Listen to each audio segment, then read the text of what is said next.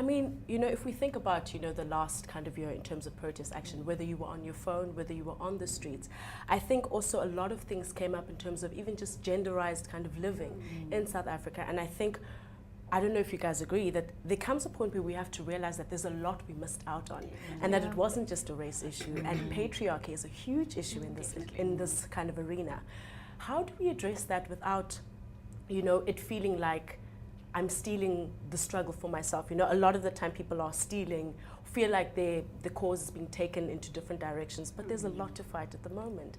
And how do you think we navigate that? Well, I think that's kind of what makes the struggle, is realizing that there's a whole lot going on. For example, with Fees Must Fall, I mean, I don't know where you guys were, but I was watching on my phone. I was in my office, and eventually I went to go and check out what is happening with the protests. And if you were on Twitter at the time, you saw people mentioning a lot of very important parts, like, for example, women being harassed at protests, or that people were just focusing on racism and not on sexism and not on patriarchy. And I think that those questions are necessary. I don't think it's stealing from anyone. In fact, it's opening up people's eyes, because we do tend to focus on one thing and not really notice that there's so many nuances to a struggle, and that those things need to be discussed.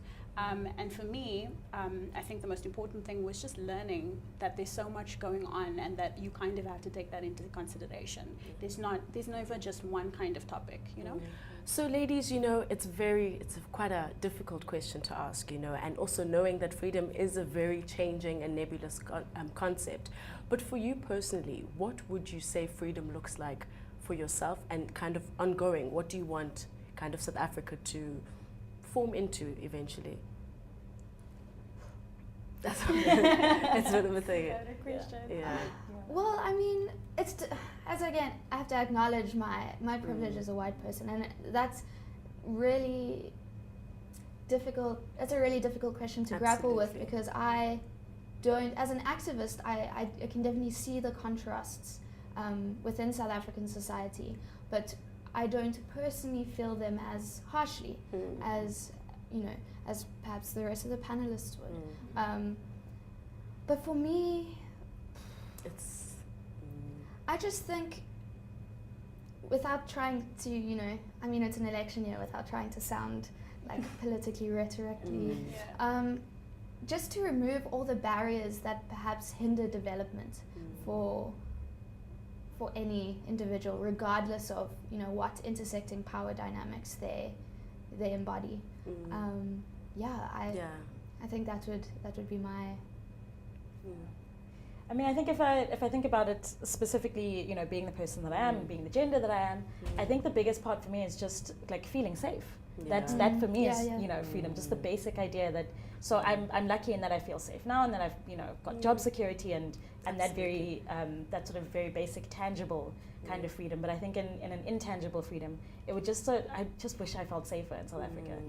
That would probably be my ideal sense of freedom, that I could walk out of any office or building or environment and feel like I can own the space that I walk in, and that I'm not constantly trying to negotiate between, if I'm walking into someone else's space, or if I walk into this neighborhood, I can't do this. Absolutely. So yeah. Alex? So I definitely think that freedom for me just means resources.